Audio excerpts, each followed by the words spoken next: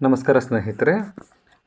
ಈ ದಿನ ನಾವು ಒ ಪಿ ಎಸ್ ಅಥವಾ ಎನ್ ಪಿ ಎಸ್ ಮತ್ತು ಯು ಪಿ ಎಸ್ ಈ ಮೂರಲ್ಲಿ ಯಾವೊಂದು ಸ್ಕೀಮು ಸರ್ಕಾರಿ ನೌಕರರಿಗೆ ತುಂಬ ಉಪಯುಕ್ತಕಾರಿಯಾಗಿದೆ ಅನ್ನೋ ಒಂದು ಮಾಹಿತಿಯನ್ನು ನಾವು ತಿಳ್ಕೊಳ್ಳೋಣ. ಅದಕ್ಕಿಂತ ಮುಂಚೆ ತಾವು ಯಾರು ಈ ಒಂದು ಚಾನಲ್ಗೆ ಸಬ್ಸ್ಕ್ರೈಬ್ ಆಗಿಲ್ಲ ಅವರು ದಯವಿಟ್ಟು ಸಬ್ಸ್ಕ್ರೈಬ್ ಆಗೋದ್ರ ಮೂಲಕ ಇನ್ನು ಹೆಚ್ಚಿನ ಅಪ್ಡೇಟ್ಗಳನ್ನ ಪಡಿಬೇಕಾಗಿ ಕೇಳ್ಕೊಳ್ತೀವಿ. ಹಾಗೆ ನಿಮಗೆ ಒಂದು ವಿಡಿಯೋ ಇಷ್ಟ ಆದರೆ ಇದನ್ನು ಲೈಕ್ ಮಾಡಿ ಹಾಗೂ ಶೇರ್ ಮಾಡೋದನ್ನ ಮರಿಬೇಡಿ.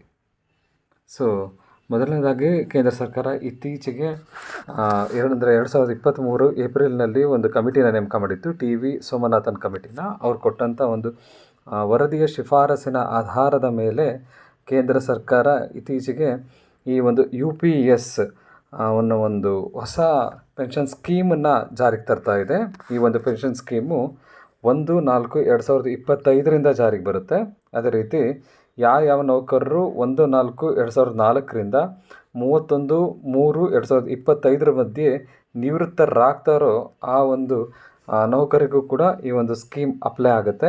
ಹಾಗೆಯೇ 2004ರಿಂದ 2025 ಮಧ್ಯೆ, ಅಂದರೆ ಈ ಸ್ಕೀಮ್ ಇನ್ನೂ ಬರೋದಕ್ಕಿಂತ ಒಂದು ವರ್ಷ ಇದೆ, ಅದಕ್ಕಿಂತ ಮಧ್ಯದಲ್ಲಿ ಜಾಯ್ನ್ ಆಗಿರೋ ನೌಕರರಿಗೆ ಒನ್ ಟೈಮ್ ಆಪ್ಷನನ್ನು ಕೊಡ್ತಾರೆ.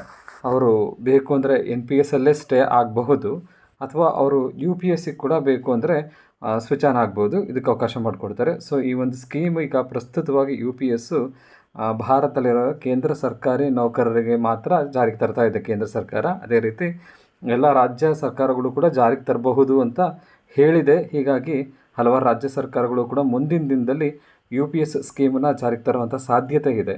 ಹೀಗಾಗಿ ನಾವು ಯು ಪಿ ಎಸ್ ಮತ್ತು ಎನ್ ಪಿ ಎಸ್ ಮತ್ತು ಒ ಪಿ ಎಸ್ ಈ ಮೂರಲ್ಲಿ ಯಾವುದು ಒಂದು ಬೆಸ್ಟ್ ಸ್ಕೀಮು ನೌಕರರಿಗೆ ಅನ್ನೋದ್ರ ಬಗ್ಗೆ ಮಾಹಿತಿ ಬಗ್ಗೆ ನಾವು ತಿಳ್ಕೊಳ್ಳೋಣ. ಹಾಗೆ ಯು ಪಿ ಎಸ್ ಬರೋದಕ್ಕಿಂತ ಮುಂಚೆ ಜಾರಿಯಲ್ಲಿದ್ದಂಥ ಎನ್ ಪಿ ಎಸ್ ಬಗ್ಗೆ ತೀವ್ರ ವಿರೋಧ ವ್ಯಕ್ತವಾಗಿದ್ದರಿಂದ ಇಡೀ ಭಾರತದಾದ್ಯಂತ ನೌಕರರಲ್ಲಿ ಅನೇಕ ರಾಜ್ಯಗಳು ಒ ಪಿ ಎಸ್ ಸ್ಕೀಮನ್ನು ಜಾರಿಗೆ ತಂದವು. ಹಿಮಾಚಲ 2023ರಲ್ಲಿ ಜಾರಿಗೆ ತಂತು. ಹಾಗೆ ರಾಜಸ್ಥಾನ್, ಛತ್ತೀಸ್ಗಢ ಮತ್ತು ಪಂಜಾಬ್ ರಾಜ್ಯಗಳಲ್ಲಿ 2022ರಲ್ಲಿ ಒ ಪಿ ಎಸ್ ಸ್ಕೀಮನ್ನು ಜಾರಿಗೆ ತಂದರು. ಈಗ ನಾವು ಒ ಪಿ ಎಸ್ ಮತ್ತು ಎನ್ ಪಿ ಎಸ್ ಮತ್ತು ಯು ಪಿ ಎಸ್ ಇವು ಮೂರಲ್ಲಿ ಯಾವೊಂದು ಸ್ಕೀಮು ತುಂಬ ಬೆಸ್ಟ್ ಸ್ಕೀಮ್ ಅನ್ನೋದ್ರ ಬಗ್ಗೆ ಒಂದು ಸ್ವಲ್ಪ ಮಾಹಿತಿನ ನೋಡ್ಕೊಳ್ಳೋಣ. ಮೊದಲನೇದಾಗಿ O P S. O P ಎಸ್ಸಲ್ಲಿ ಸರ್ಕಾರಿ ನೌಕರರಿಗೆ ಒಂದು ನಿಶ್ಚಿತವಾದಂತಹ ಪೆನ್ಷನ್ ಇರುತ್ತೆ. ಸೊ ಸರ್ಕಾರಿ ನೌಕರ ತನ್ನ ಕೊನೆಯ ತಿಂಗಳ ವೇತನದಲ್ಲಿ ಪಡೆದಂತಹ ವೇತನದ 50% ಅವನಿಗೆ ಪೆನ್ಷನ್ ಆಗಿಬಿಟ್ಟು ಬರುತ್ತೆ. ಅದೇ ರೀತಿ ಎನ್ ಪಿ ಎಸ್ಸಲ್ಲಿ ಪೆನ್ಷನ್ ಇರುತ್ತೆ ನೌಕರನಿಗೆ, ಆದರೆ ಆ ಒಂದು ಪೆನ್ಷನ್ನು ನಿಶ್ಚಿತವಾದಂಥ ಅಮೌಂಟ್ ಆಗಿರೋದಿಲ್ಲ. ಅಂದರೆ ಇಷ್ಟೇ ಅಮೌಂಟ್ ಅವನಿಗೆ ಪೆನ್ಷನ್ ಆಗಿ ಬರುತ್ತೆ ಅಂತ ಅಂದ್ಬಿಟ್ಟು ನಿಗದಿ ಆಗಿರೋದಿಲ್ಲ. ಸೊ ಆ ಒಂದು ಪೆನ್ಷನ್ನು ಏನಾಗಿರುತ್ತಪ್ಪ ಅಂದರೆ ಶೇರ್ ಮಾರುಕಟ್ಟೆ ಮೇಲೆ ಅವರ ಹಣ ಹೂಡಿಕೆ ಆಧಾರದ ಮೇಲೆ ಅದು ನಿರ್ಧಾರ ಆಗಿರುತ್ತೆ. ಆ ಟೈಮಲ್ಲಿ ಶೇರ್ ಮಾರುಕಟ್ಟೆ ತುಂಬ ಮೇಲಿದ್ದರೆ ಅವ್ರಿಗೆ ಬರೋ ಅಮೌಂಟ್ ಜಾಸ್ತಿ ಇರುತ್ತೆ. ಶೇರ್ ಮಾರುಕಟ್ಟೆ ಬಿದ್ದು ಹೋಗಿದ್ದರೆ ಅವ್ರಿಗೆ ಬರೋಂಥ ಅಮೌಂಟ್ ತುಂಬ ಕಡಿಮೆ ಆಗುವಂಥ ಸಾಧ್ಯತೆ ಕೂಡ ಇರುತ್ತೆ. ಹಾಗೆ ಈ ಒಂದು ಯು ಪಿ ಎಸ್ಸಲ್ಲಿ ಈ ಒಂದು ಹೊಸ ಸಿಸ್ಟಮು ಇದು ಒ ಪಿ ಎಸ್ ಮತ್ತು ಎನ್ ಪಿ ಎಸ್ ಇವೆರಡುಗಳ ಮಿಶ್ರಣದಂತಿದೆ.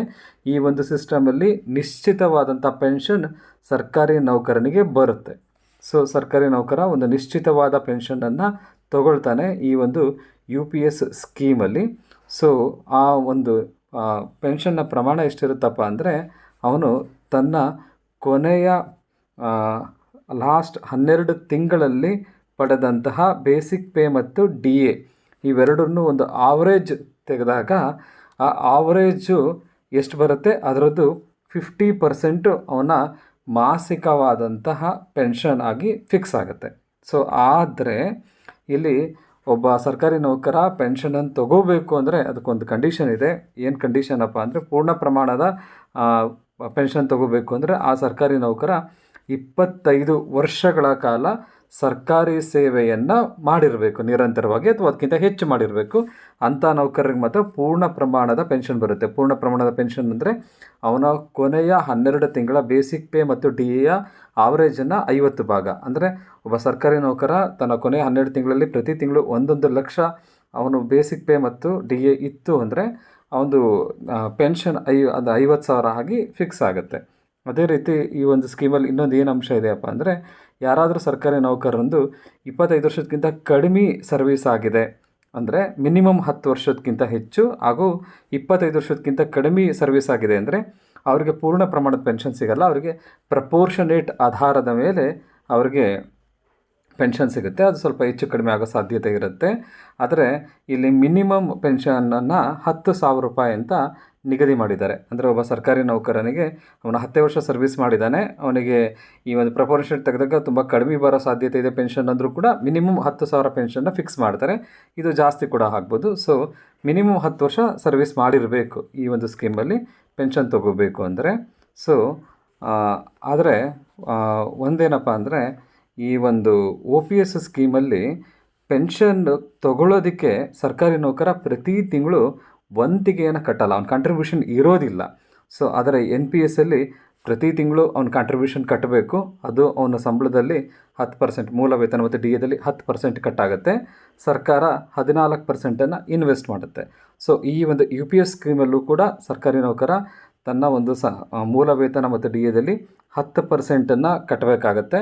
ಸೊ ಆದರೆ ಇಲ್ಲಿ ಸರ್ಕಾರ ಅವನು 10% ಕಟ್ಟಿದ್ರೆ ಸರ್ಕಾರ 18.5%ಅನ್ನು ಇನ್ವೆಸ್ಟ್ ಮಾಡುತ್ತೆ. ಸೊ NPS ಅಲ್ಲಿ 14% ಇನ್ವೆಸ್ಟ್ ಮಾಡಿದ್ರೆ UPS ಅಲ್ಲಿ ಸರ್ಕಾರ 18.5%ಅನ್ನು ಇನ್ವೆಸ್ಟ್ ಮಾಡುತ್ತೆ. ಸೊ NPS ಮತ್ತು UPS ಅಲ್ಲಿ ಪೆನ್ಷನ್ ತಗೊಳ್ಳಿಕ್ಕೆ ಸರ್ಕಾರಿ ನೌಕರ ಮಂತ್ಲಿ ತನ್ನ ಸಂಬಳದ ಒಂದು ನಿಗದಿತ ಭಾಗವನ್ನು ಪೇ ಮಾಡಬೇಕಾಗುತ್ತೆ. ಆದರೆ OPSನಲ್ಲಿ ಆ ರೀತಿ ಮಾಡ್ದಲೇ ಅವನು ನಿಗದಿತವಾದ ಪೆನ್ಷನ್ನ ತಗೋಬಹುದಾಗಿದೆ. ಹಾಗೆ ಎರಡನೇ ಅಂಶ ಯಾವುದಪ್ಪ ಅಂದರೆ ಫ್ಯಾಮಿಲಿ ಪೆನ್ಷನ್. OPS ಅಲ್ಲಿ ಫ್ಯಾಮಿಲಿ ಪೆನ್ಷನ್ನು ಸಿಗುತ್ತೆ. ಸೊ ಸರ್ಕಾರಿ ನೌಕರನಿಗೆ ಏನೊಂದು ಪೆನ್ಷನ್ ಫಿಕ್ಸ್ ಆಗಬೇಕಾಗಿರುತ್ತೆ ಅದರ ಒಂದು 60% ಭಾಗ ಅವರ ಒಬ್ಬ ಕುಟುಂಬದ ಸದಸ್ಯರಿಗೆ ಪೆನ್ಷನ್ ಆಗಿ ಫಿಕ್ಸ್ ಆಗುತ್ತೆ. ಸೊ NPS ಅಲ್ಲಿ ಪೆನ್ಷನ್ ಇದೆ, ಫ್ಯಾಮಿಲಿ ಪೆನ್ಷನ್ ಇದೆ. ಅದರ ಪರ್ಸೆಂಟೇಜ್ ತೀರಾ ಕಡಿಮೆ ಇದೆ, ಕೇವಲ 30% ಇದೆ. ಸೊ ಒಬ್ಬ ನೌಕರನಿಗೆ ಫಿಕ್ಸ್ ಆಗುವಂತಹ ಒಂದು ಪೆನ್ಷನ್ನಿನ 30% ಭಾಗ ಮಾತ್ರ ಅವನು ಮರಣ ಹೊಂದಿದಾಗ ಅವನ ಕುಟುಂಬಸ್ಥರಿಗೆ ಪೆನ್ಷನಾಗಿ ಫಿಕ್ಸ್ ಆಗುತ್ತೆ. ಸೊ ಇಲ್ಲಿ ಮತ್ತೊಂದು ರೂಲ್ಸ್ ಮಾಡಿದ್ದಾರೆ, ಏನಪ್ಪ ಅಂದರೆ ಮಿನಿಮಮ್ಮು ಪೆನ್ಷನ್ನು 9,000 ಇರಬೇಕು, ಮ್ಯಾಕ್ಸಿಮಮ್ಮು 75,000 ದಾಟೋಂಗಿಲ್ಲ ಅಂತ ಅಂದ್ಬಿಟ್ಟು NPS ಅಲ್ಲಿದೆ. ಸೊ UPS ಅಲ್ಲಿ ಫ್ಯಾಮಿಲಿ ಪೆನ್ಷನ್ ಇದೆ, ಅದು ಸೇಮ್ OPS ಅಲ್ಲಿ ಎಷ್ಟಿದೆ ಅಷ್ಟೇ ಇಟ್ಟಿದ್ದಾರೆ. ಸರ್ಕಾರಿ ನೌಕರ ಎಲ್ಲಾದರೂ ಮರಣ ಹೊಂದಿದ್ರೆ ಅವನಿಗೆ ಎಷ್ಟು ಬರಬೇಕಾಗಿರುತ್ತೆ ಪೆನ್ಷನ್, ಅದರ 60% ಅವರ ಕುಟುಂಬಸ್ಥರಿಗೆ ಪೆನ್ಷನ್ ಆಗಿ ಹೋಗುತ್ತೆ. ಸೊ ಈ ಒಂದು ವಿಚಾರದಲ್ಲಿ OPS ಮತ್ತು UPS ಸಮಾನವಾಗಿದೆ. ಹಾಗೆ ಮೂರನೇದೇನಪ್ಪ ಅಂದರೆ ಟಿಯರ್ 2 ಪೆನ್ಷನ್. ಅಂದರೆ ಏನು ಸರ್ಕಾರಿ ನೌಕರ OPS ಅಲ್ಲಿ ಪೆನ್ಷನ್ ತೊಗೊತಿರ್ತಾನೆ, ಆ ಪೆನ್ಷನಿಗೆ ಸರ್ಕಾರ ಪ್ರತಿ 6 ತಿಂಗಳಿಗೆ ಒಂದ್ಸರಿ ಕೊಡೋವಂಥ ಡಿಯರ್ನೆಸ್ ರಿಲೀಫ್ ಏನು DA ಇದೆ, ಆ DA ಅವ್ನ ಪೆನ್ಷನಿಗೆ ಕೂಡ ಆಡಾಗೋದ್ರಿಂದ ಪೆನ್ಷನ್ನು ಜಾಸ್ತಿ ಆಗ್ತಾ ಹೋಗುತ್ತೆ, ಪೆನ್ಷನ್ ಅಮೌಂಟು. ಸೊ ಇದೇ ಒಂದು ಸೌಲಭ್ಯ UPS ಅಲ್ಲಿ ಕೂಡ ಇದೆ. UPS ಅಲ್ಲಿ ಏನು ಸರ್ಕಾರಿ ನೌಕರ ಪೆನ್ಷನ್ ತಗೊತಾನೆ ಆ ಪೆನ್ಷನಿಗೆ ಡಿಯರ್ನೆಸ್ ರಿಲೀಫು ಆ್ಯಡ್ ಆಗ್ತಾ ಹೋಗುತ್ತೆ ಪ್ರತಿ 6 ತಿಂಗಳಿಗೂ ಸರ್ಕಾರ ಕೊಟ್ಟಂಗೆ. ಇದರಿಂದ ಅವ್ನು ತಗೊಳ್ಳೋವಂಥ ಪೆನ್ಷನ್ನ ಅಮೌಂಟು ಕಾಲಕ್ಕೆ ಜಾಸ್ತಿ ಆಗ್ತಾ ಹೋಗುತ್ತೆ. ಆದರೆ NPS ಅಲ್ಲಿ ಈ ಒಂದು ಸೌಲಭ್ಯ ಇರೋದಿಲ್ಲ. ಸೊ ಮತ್ತು ಇನ್ನೊಂದು 4ನೇ ಒಂದು ಕಂಪ್ಯಾರಿಸನ್ ಏನಪ್ಪ ಅಂದರೆ OPS ಅಲ್ಲಿ ಸರ್ಕಾರಿ ನೌಕರ ನಿವೃತ್ತನಾದಾಗ ಅವನಿಗೆ ಗ್ರ್ಯಾಚ್ಯುಟಿ ಬರುತ್ತೆ, ಜೊತೆಗೆ ಕಮ್ಯುಟೇಷನ್ ಬರುತ್ತೆ, ಒಂದು ದೊಡ್ಡ ಲಂಸಮ್ ಅಮೌಂಟ್ ಬರುತ್ತೆ. NPS ಅಲ್ಲಿ ಕೇವಲ ಗ್ರ್ಯಾಚ್ಯುಟಿ ಮಾತ್ರ ಬರುತ್ತೆ, ಯಾವುದೇ ರೀತಿಯ ಒಂದು ಕಮ್ಯುಟೇಷನ್ ಇರೋದಿಲ್ಲ. ಅದೇ ರೀತಿ UPS ಅಲ್ಲಿ ಗ್ರ್ಯಾಚ್ಯುಟಿನೂ ಬರುತ್ತೆ, ಜೊತೆಗೆ OPS ಅಲ್ಲಿರೋ ಥರ ಕಮ್ಯುಟೇಷನ್ ಅಮೌಂಟ್ ಕೂಡ ಬರುತ್ತೆ ರಿಟೈರ್ಡ್ ಆದಮೇಲೆ. ಸೊ ಈ ಒಂದು UPS ಅಲ್ಲಿ ಸಿಗುವಂಥ ಈ ಕಮ್ಯುಟೇಷನ್ ಅಮೌಂಟು ಯಾವ ರೀತಿ ಕ್ಯಾಲ್ಕುಲೇಟ್ ಮಾಡಿಬಿಟ್ಟು ಕೊಡ್ತಾರೆ ಅಂದರೆ ಅದಕ್ಕೊಂದು ಕ್ಯಾಲ್ಕುಲೇಷನ್ ಆಧಾರದ ಮೇಲೆ UPS ಅಲ್ಲಿ ಕಮ್ಯುಟೇಷನ್ನ ಕ್ಯಾಲ್ಕುಲೇಷನ್ ಮಾಡ್ತಾರೆ. ಯಾವ ರೀತಿ ಅಂದರೆ ಸರ್ಕಾರಿ ನೌಕರ ಅವನು ಪ್ರತಿ 6 ತಿಂಗಳಿಗೆ ಏನು ತೊಗೊಂಡಿರ್ತಾನೆ ಆ ಬೇಸಿಕ್ ಪೇ ಮತ್ತು DA ಇವೆರಡರ ಸರಾಸರಿಯ 10ನೇ ಒಂದು ಭಾಗ ಅವನಿಗೆ ಕಮ್ಯುಟೇಷನ್ ಆಗಿ ಬರುತ್ತೆ. ಸೊ ಇದನ್ನು ಒಂದು ಸರಳವಾದ ಲೆಕ್ಕದ ಮೂಲಕ ನೋಡ್ಬೋದು. ಅಂದರೆ ಒಬ್ಬ ಸರ್ಕಾರಿ ನೌಕರ 25 ವರ್ಷ ಸೇವೆ ಸಲ್ಲಿಸಿದ್ದಾನೆ ಅಂತ ಉದಾಹರಣೆಗೆ ಇಟ್ಕೊಂಡ್ರೆ ಅವನ ಪ್ರತಿ ತಿಂಗಳ ಬೇಸಿಕ್ ಪೇ 40,000 ಇದೆ, DA 10,000 ಇದೆ ಅನ್ನೋ ಒಂದು ಅಂದಾಜು ಇಟ್ಕೊಂಡ್ರೆ ಒಟ್ಟು ಅವನ ಪ್ರತಿ ತಿಂಗಳ ಬೇಸಿಕ್ಕು ಮತ್ತು DA 50,000 ಆಯಿತು. ಸೊ ಈ 50,000ನ 6 ತಿಂಗಳಿಗೆ ಒಂದ್ಸರಿ ಕ್ಯಾಲ್ಕುಲೇಟ್ ಮಾಡೋದ್ರಿಂದ 6 ತಿಂಗಳಿಂದ ಗುಣಿಸಿದ್ರೆ ಇದು 3 ಲಕ್ಷ ಆಗುತ್ತೆ. ಸೊ ಈ 3 ಲಕ್ಷದ 10ನೇ ಒಂದು ಭಾಗ ಅಂದರೆ 30,000 ರೂಪಾಯಿ ಆಯಿತು. ಸೊ 6 ತಿಂಗಳಿಗೆ 30,000 ಏನಾಯಿತು, ಇದನ್ನು ಒಂದು ವರ್ಷಕ್ಕೆ ಲೆಕ್ಕ ಹಿಡಿದ್ರೆ 60,000 ಆಗುತ್ತೆ. ಸೊ ಈ ಒಂದು 60,000ನ ಅವನು 25 ವರ್ಷ ಸೇವೆ ಸಲ್ಲಿಸಿದ್ರಿಂದ ನಾವು 25ರಿಂದ ಗುಣಿಸಿದ್ರೆ 15 ಲಕ್ಷ ಬರುತ್ತೆ. ಸೊ ಆ ಸರ್ಕಾರಿ ನೌಕರ ಮಿನಿಮಮ್ ಅಂದರೂ ಕೂಡ ಒಂದು 15 ಲಕ್ಷ ಕಮ್ಯುಟೇಷನ್ ಒಂದು ಲಮ್ಸಮ್ ಅಮೌಂಟನ್ನು ತೊಗೊತಾನೆ ಈ ರಿಟೈರ್ಡ್ ಆದಮೇಲೆ. ಈ ಅಮೌಂಟ್ ತೊಗೊಳ್ಳೋದ್ರಿಂದ ಅವನ ಒಂದು ಪೆನ್ಷನ್ ಮೇಲೆ ಇದು ಯಾವ ರೀತಿ ಎಫೆಕ್ಟ್ ಆಗೋಲ್ಲ, ಪೆನ್ಷನ್ ಅಮೌಂಟ್ ಕಮ್ಮಿ ಆಗೋಲ್ಲ, ಪೆನ್ಷನ್ ಅಮೌಂಟ್ ಬರುತ್ತೆ. ಇದು ಎಕ್ಸ್ಟ್ರಾ ಆಗಿ ಇದೊಂದು ಲಮ್ಸಮ್ ಅಮೌಂಟ್ ಕಮ್ಯುಟೇಷನ್ ಸಿಗುತ್ತೆ. ಸೊ ನಾನಿಲ್ಲಿ ಹಾಗೆ ಲೆಕ್ಕ ಹಾಕಿದ್ದೀನಿ. ಬಟ್ ಕಮ್ಯುಟೇಷನ್ ಅಮೌಂಟ್ ಇನ್ನೂ ಜಾಸ್ತಿ ಬರೋ ಚಾನ್ಸ್ ಇರುತ್ತೆ. ಯಾಕೆಂದರೆ ಒಬ್ಬ ಸರ್ಕಾರಿ ನೌಕರ ಕೆಲಸಕ್ಕೆ ಜಾಯಿನ್ ಆದಾಗ ಅವನ ಒಂದು ಬೇಸಿಕ್ ಪೇ 40,000 ಮತ್ತು DA 10,000 ಇರುತ್ತೆ. ಅದು ಪ್ರತಿ ಫಸ್ಟ್ ತಿಂಗಳು ಅಷ್ಟೇ ಇರುತ್ತೆ. ಅದು 50,000 ಆಯಿತು, ಅದಕ್ಕೆ 3 ಲಕ್ಷ ಆಯಿತು. 6 ತಿಂಗಳಿಗೆ ಅದರದ್ದು 10 ಒಂದು ಭಾಗ ಅಂದರೆ 30,000 ಆಯಿತು. ಬಟ್ ಪ್ರತಿ 6 ತಿಂಗಳು ಒಂದು DA ಹೆಚ್ಚಾಗ್ತಾ ಹೋಗ್ತಾ ಇರುತ್ತೆ. ಹಾಗೆ ಪ್ರತಿ ವರ್ಷ ಕೂಡ ಅವ್ರದ್ದು ಬೇಸಿಕ್ ಪೇನೂ ಜಾಸ್ತಿ ಆಗ್ತಾ ಹೋಗುತ್ತೆ. ಹೊಸ ವೇತನ ಆಗೋದಕ್ಕೆ ಬೇಸಿಕ್ ಪೇ ಇನ್ನೂ ಜಾಸ್ತಿ ಆಗ್ತಾ ಹೋಗುತ್ತೆ. ಹಾಗಾಗ್ಬಿಟ್ಟು ಈ ಅಮೌಂಟು 15 ಲಕ್ಷಕ್ಕಿಂತ ಇನ್ನೂ ಹೆಚ್ಚಿನ ಅಮೌಂಟ್ ಆಗೋ ಸಾಧ್ಯತೆ ಜಾಸ್ತಿ ಇರುತ್ತೆ. ಸೊ ಈ ರೀತಿ NPS ಮತ್ತು OPS ಹಾಗೂ UPS ಮಧ್ಯೆ ವ್ಯತ್ಯಾಸ ಇದೆ. ಸೊ ಈ ಮೂರಲ್ಲಿ ಯಾವುದೊಂದು ಬೆಸ್ಟ್ ಸ್ಕೀಮ್ ಅನ್ನೋದು ಸೊ ಈಗ ಈ ವಿಡಿಯೋ ಮೂಲಕ ತಮಗೆಲ್ಲರಿಗೂ ಮನದಟ್ಟಾಗಿದೆ ಅಂತ ಅಂದ್ಕೊತೀನಿ.